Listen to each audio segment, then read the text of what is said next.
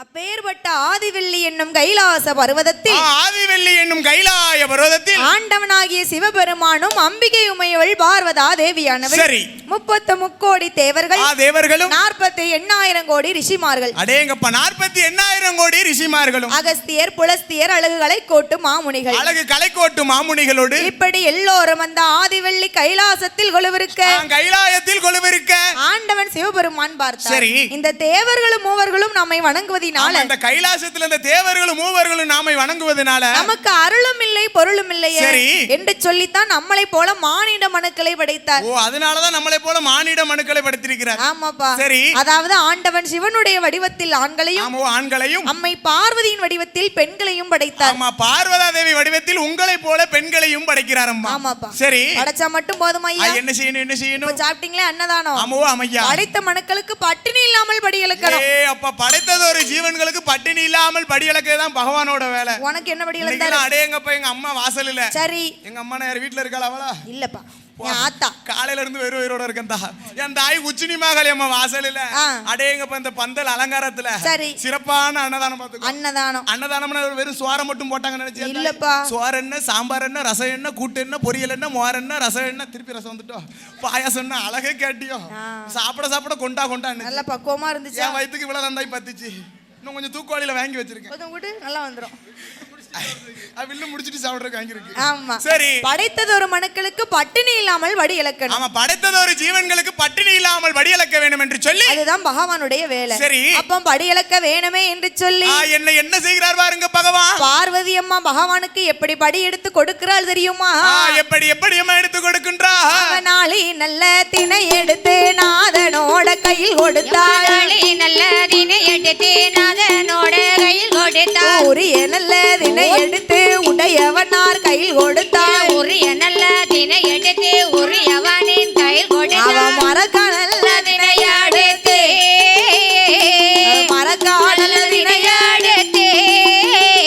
அந்த மன்னனோட கையில் கொடுத்தாள்.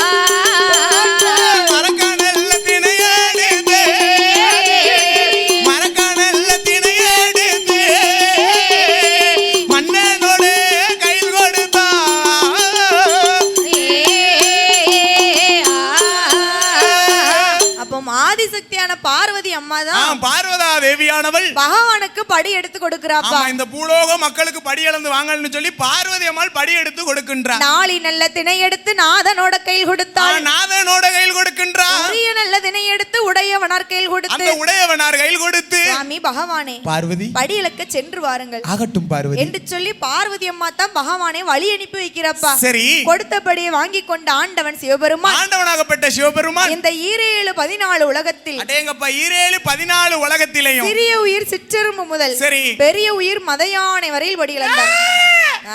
நல்லா இருக்கு. ஓரறிவு ஜீவன் முதல் சரி நம்மளே போல 6 அறிவு ஜீவன் வரை பட்டினி இல்லாமல் படி இழக்கின்றார் பகவான். உனக்கு 6 அறிவு இருக்கப்பா? சொல்லிக்கிட்டு தாங்க தாய். மனிதர்களுக்கெல்லாம் 6 அறிவுன்னு சொல்லி இருக்கான். அவன் அன்னைக்கு சொல்லிட்டு போயிட்டான். யாருக்கு இருக்கு இன்னைக்கு? யாரு கண்டா 6 அறிவு இருக்கா 5 முக்கா இருக்கான்னு அவன் சொல்ல நம்மளும் சொல்லிக்கிட வேண்டியதா? ஆமா. சரி, அப்பந்தான் பார்த்தார் பகவான் படியலுக்கு போனது எப்போ தாய்? அதிகாலை பொழுதே படிய வாங்கிக்கிட்டு போனாரு. சரி, அந்தி மாலையாச்சு இன்னும் காணலையே. இன்னும் காணலையே என்று சொல்லி யார் எதிர்பார்க்கணும்? யார் எதிர்பார்க்கின்றா? பார்வதி அம்மா தான் எதிர்பார்க்கணும். ஒரு பைத்தியக்கார காலம். சரி, புருஷ வெளியே போயிருக்காமனு சொல்லி பொண்டாட்டி எதிர்பார்த்திருக்கிறா. இப்ப யார் எதிர்பார்க்கா? நம்மள கீழ் வீட்ல இருக்கல வாத்தியார் மோவா. அவன் தான் மேல வீட்டு அத்தா வில்லுக்கு போனாரு. இன்னும் வர ஆளை காணலையே. நல்ல எதிர்பார்ப்பா. போனவர் சாப்பிட்டாரோ வச்சாரோ ஒரே எதிர்பார்த்த இப்ப இந்த காலம் சரி. அப்போ பகவான் படியலுக்க போய் இன்னும் வரவில்லை என்று சொல்லி ஆதிசக்தி பார்வதியானவள் எப்படி எதிர்பார்க்கிறாள் தெரியுமா? எப்படி அம்மா எதிர்பார்க்கின்றார்? அந்த பகவான் எப்போ வருவார் என்று பார்வதியால் எதிர்பார்த்தார். பகவான் எப்போ வருவார் என்று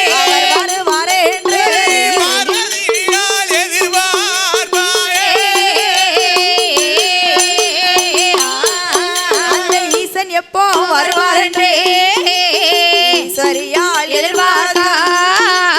தலவாசல் தன்னரிலே நரசெம்பு தண்ணீர் வந்து பாரிசாத மலரெடுத்து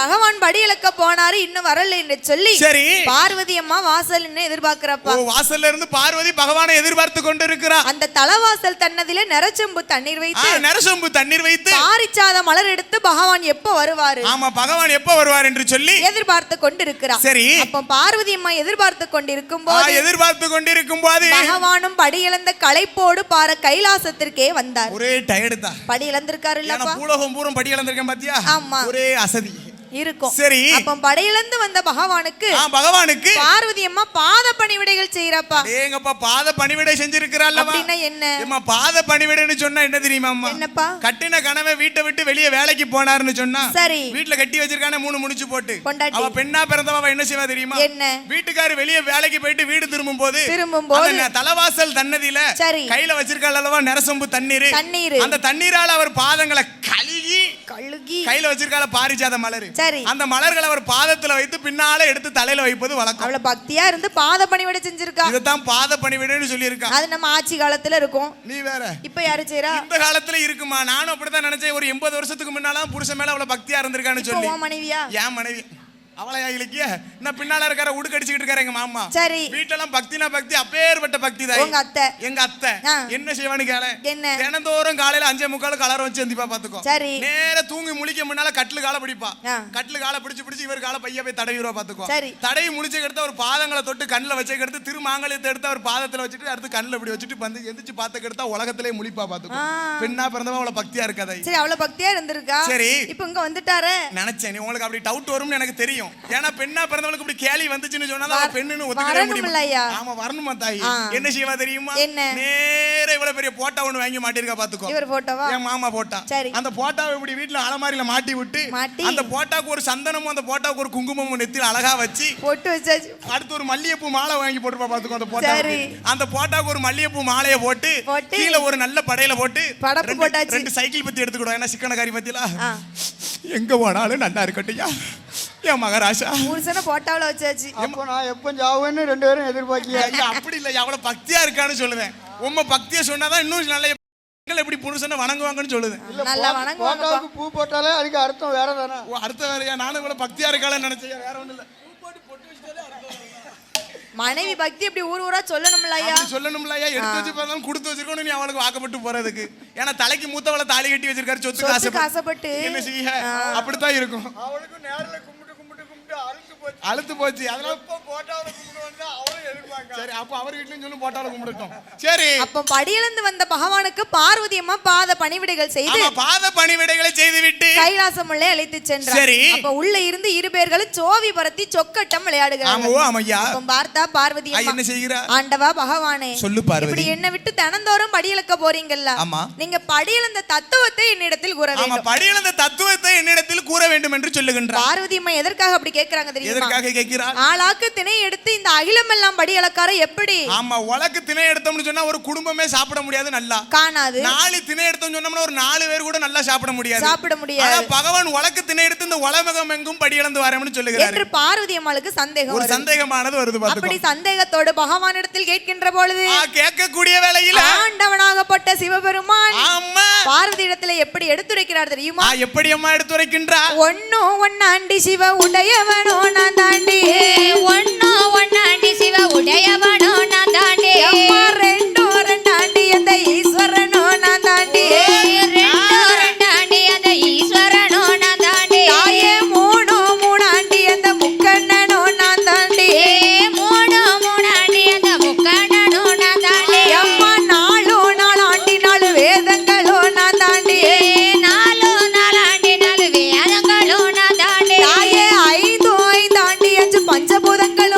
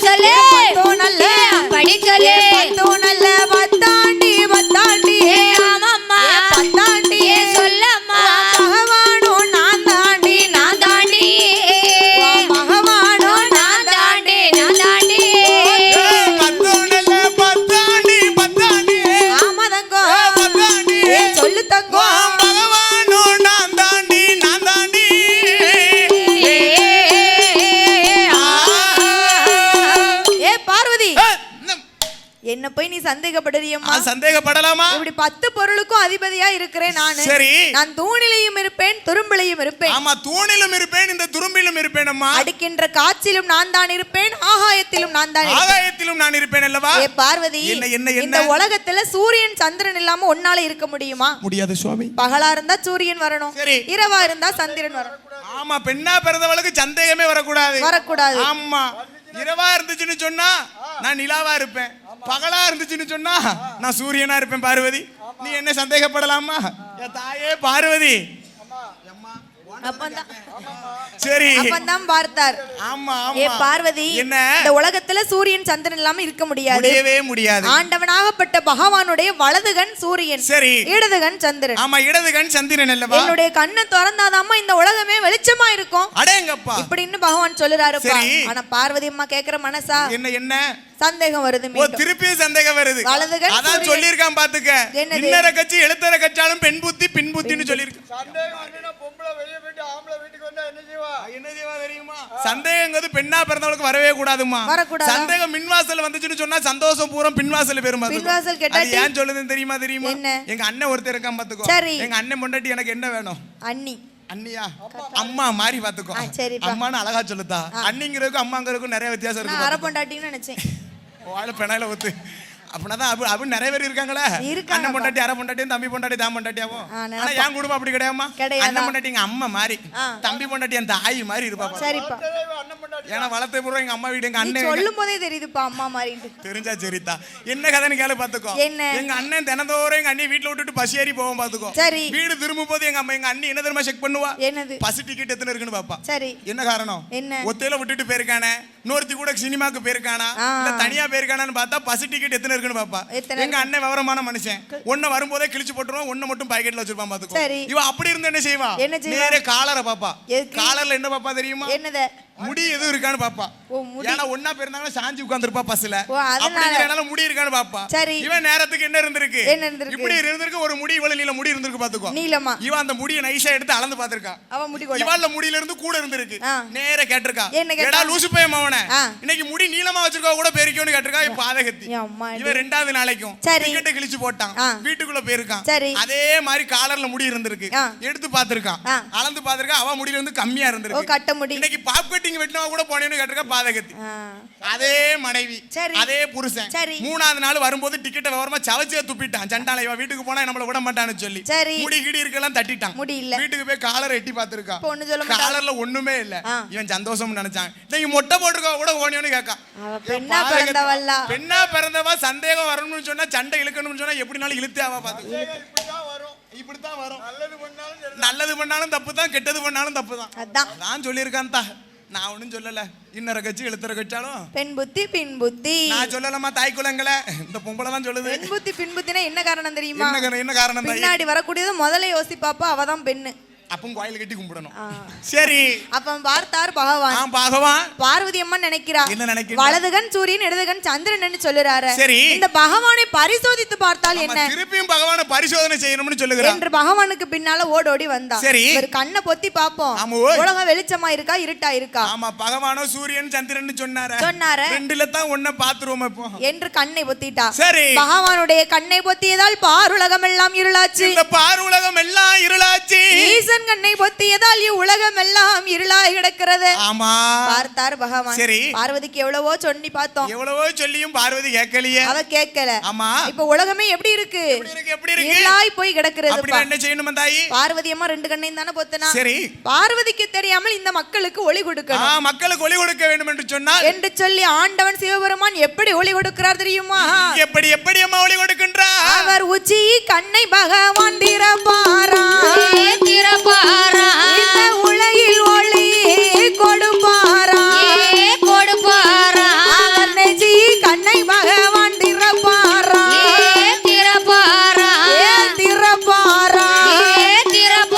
பகவான் நீண்ட ஒளி கொடுப்பாரா.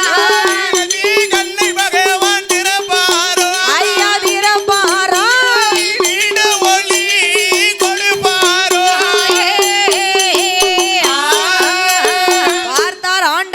அண்டவனாகப்பட்ட சிவபெருமான் சிவபெருமான் பார்வதி அம்மா இரு கண்ணையும் பொத்திட்டா. சரி.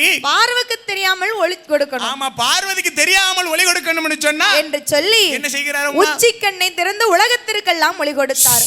நெச்சி கண்ணை திறந்து அவர் நீண்ட ஒளி கொடுத்தார். நீண்ட ஒளி கொடுக்கின்றார். பகவான பாத்தீங்களா? என்ன பார்வதிக்கு தெரியாமல் ஒளி கொடுக்கணும்னு சொல்லி சரி. உச்சியில கண் இருக்கு. ஆமா. அந்த உச்சி கண்ணையே திறந்து உலகத்திற்கெல்லாம் ஒளி கொடுத்தார். சரி. அப்படி உச்சி கண்ணை திறந்த போது அதிலிருந்து ஒரு தீப்பொறியானது பட்டு அதிலே ஒரு பாலகியானவள் வந்து பிறந்தார். யாரம்மா?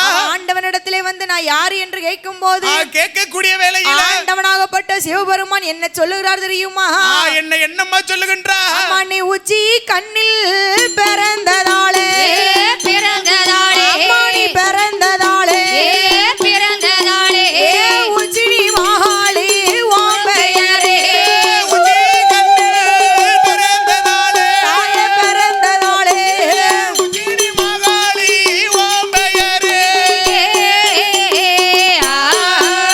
தாய வீர பல்லா உனக்கு விரிசடையா விரித்தாடு உனக்கு தலைமுடியா அப்போ நல்ல சடை அழகி மாகாளி ஆங்கார சொருவக்காரி சடை அழகி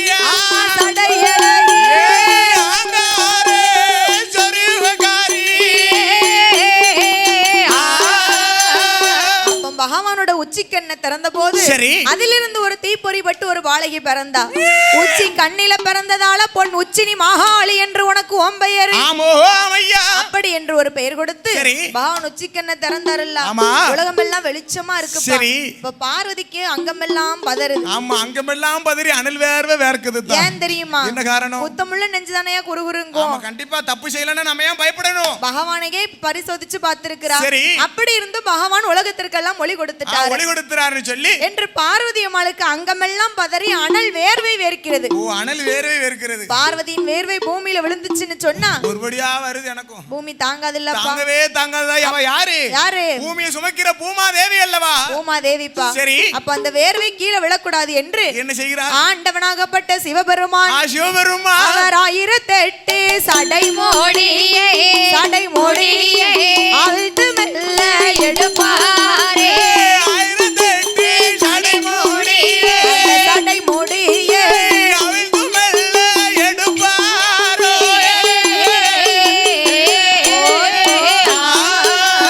அப்ப பார்த்தார் ஆண்டவன் பகவான். அவரோட 1008 சடைமுடியை அவிழ்த்து பார்வதியின் வேர்வை தோர்த்தி எடுத்தாருப்பா. பார சடைமுடி தாங்குச்சா? தாங்கவே தாங்காது. அதையும் மீறி 10 துளி வேர்வை பூமியில விழுந்துச்சு. பார்த்தார் ஆண்டவன். ஏ அப்பா வாயுதேவா, சுவாமி, பார்வதி இந்த 10 துளி வேர்வையை 10 கடல்களாக உலகில் கடைசியாக கொண்டு ஒதுக்க வேண்டும். உலகத்திலே கடைசியான பகுதின்னு சொன்ன எங்க தெரியுமா தாய்? என்னது? 2 பொண்டாட்டிக்கு ஓனரா இருக்கா பாரு. நம்ம வேல்முருகன். குத்தைக்கு எடுத்து வச்சிருக்கேன். 2 பொண்டாட்டிக்கு ஓனரா இருக்கா பாரு. அப்ப திருச்செந்தூர்ல இருக்கான் பாரு முருகன். சரி. அந்த முருகன் கோயிலுக்கு கிழக்கோடி இருக்கு பாரு ஒரு 450 ஏக்கர். உங்க இடமா? அந்த 450 ஏக்கரும் நம்ம இடம் தான் தாய். நம்ம இடம் தான். ஆனா பட்டா மட்டும் முருகன் பேர்ல இருக்கு பாரு. எழுதி வாங்கல. உலகத்திலே கடைசியான பகுதின்னு சொன்னா திருச்செந்தூர் கோயிலுக்கு கிழக்கோடி இருக்கு. அங்கதான் இருக்கு.